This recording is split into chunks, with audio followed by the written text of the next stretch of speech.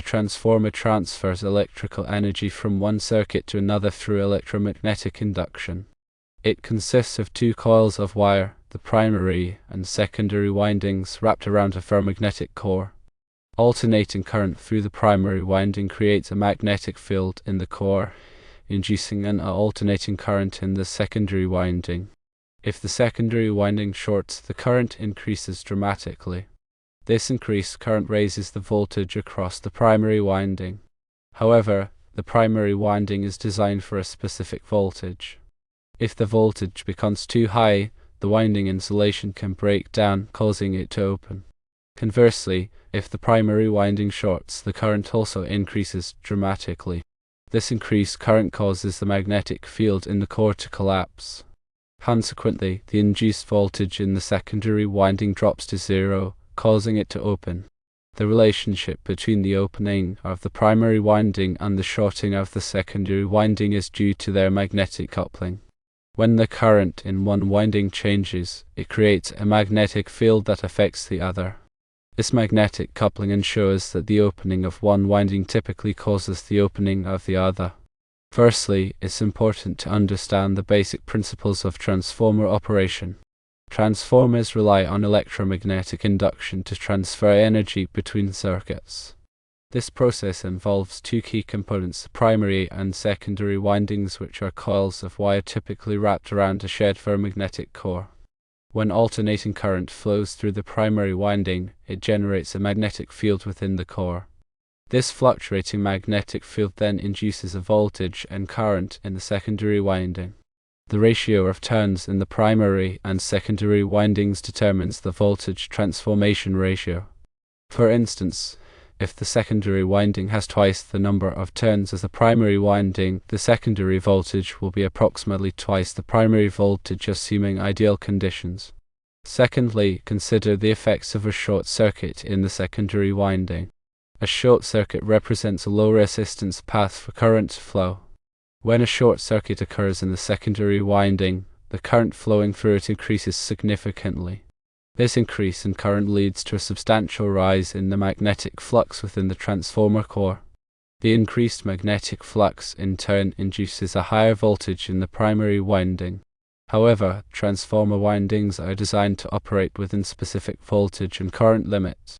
If the voltage in the primary winding exceeds its insulation rating, the insulation can break down, leading to an open circuit.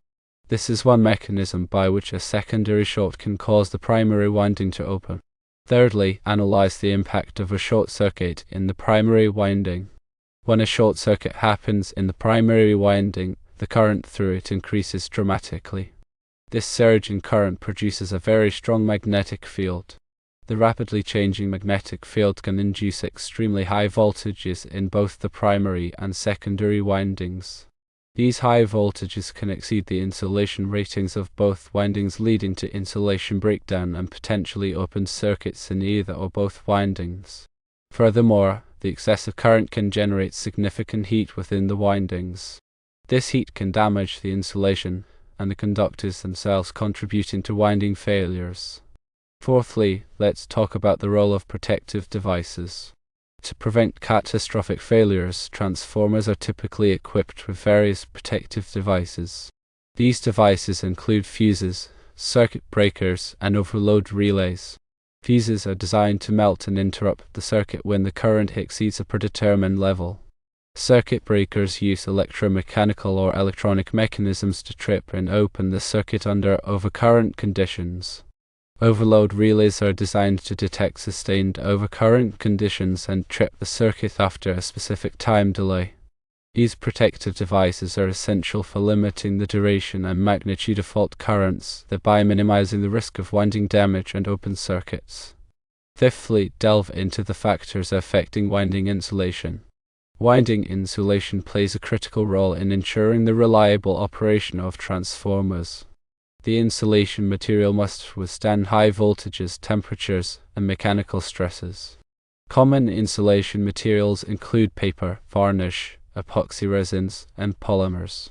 The insulation thickness and quality are important factors in determining its voltage withstand capability. Over time, insulation can degrade due to thermal aging, exposure to moisture, and electrical stress. Regular inspection and maintenance are necessary to identify and address insulation problems before they lead to failures. Sixthly, talk about the design considerations for transformer windings. Transformer windings are carefully designed to withstand the expected operating conditions. The conductor size and material are chosen to minimize losses and handle the required current. The winding configuration affects the voltage transformation ratio and the impedance of the transformer. The insulation system is designed to provide adequate electrical isolation and thermal performance. Furthermore, the windings are mechanically supported to withstand vibration and short-circuit forces. Seventhly, address the concept of transformer impedance. Transformer impedance is an important parameter that limits the fault current during short-circuit conditions. Impedance is the opposition to the flow of alternating current and consists of both resistance and reactance.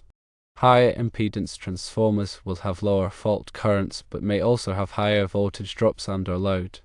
The transformer impedance is typically expressed as a percentage of the transformer's rated voltage.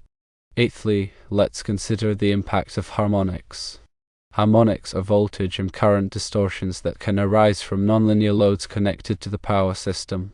Harmonics can cause increased heating in transformer windings and core, leading to insulation degradation and reduced transformer lifespan.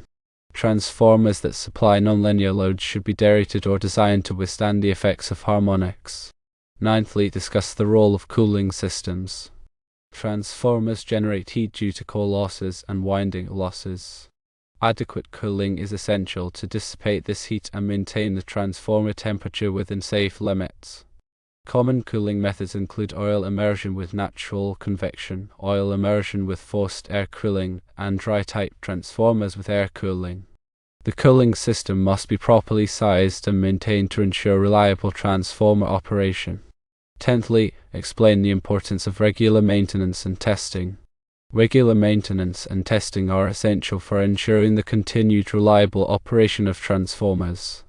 Maintenance activities include visual inspection, oil sampling and analysis, insulation resistance testing, turns ratio testing, and tap changer maintenance. These activities can help identify potential problems before they lead to failures. The relationship between the opening of the primary winding and the shorting of the secondary winding has several implications for transformer design and operation. For example, it is important to ensure that the insulation on the primary winding is rated for the maximum voltage that it can experience. Additionally, it is important to protect the transformer from short circuits on the secondary side, as these can cause the primary winding to open. In summary, understanding the relationship between primary and secondary winding behavior under fault conditions is crucial for ensuring the safe and reliable operation of transformers. Proper design, protection, maintenance, and testing are essential for preventing winding failures and ensuring long transformer lifespan.